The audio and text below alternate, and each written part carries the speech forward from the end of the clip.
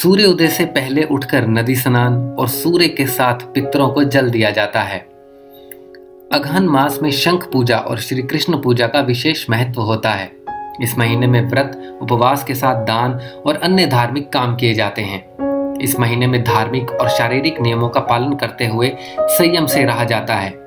परंतु सूर्योदय से पहले उठना, नदी स्नान करना, शंख और अन्य पूजा कर्म करना, ये सभी परंपराएं धार्मिक और वैज्ञानिक नजरिए से भी महत्वपूर्ण हैं। धार्मिक महत्व: अगहन मास में हेमंत ऋतु रहती है।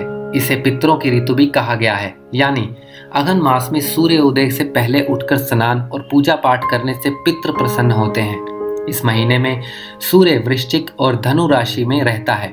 सूर्य की इस स्थिति के प्रभाव से धर्म और परोपकार के विचार आते हैं। वहीं हेमंत ऋतु के दौरान मन भी शांत रहता है।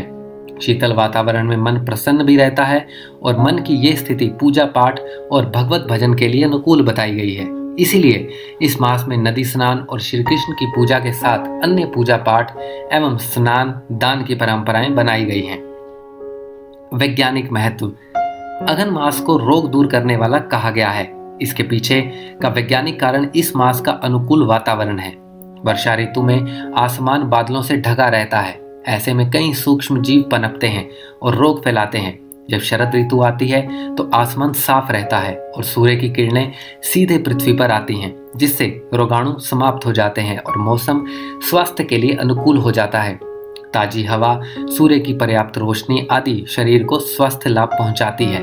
यही कारण है कि अगहन मास की सुबह नदी स्नान का विशेष महत्व धर्मशास्त्रों में लिखा है।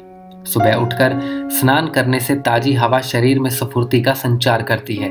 इसी प्रकार के वातावरण से कई शारीरिक बीमारियां भी खत्म हो जाती हैं। तो दोस्तों, ये थी हमारी आज की जानकारी। उम्मीद करते हैं आपको बहुत पसंद आई होगी।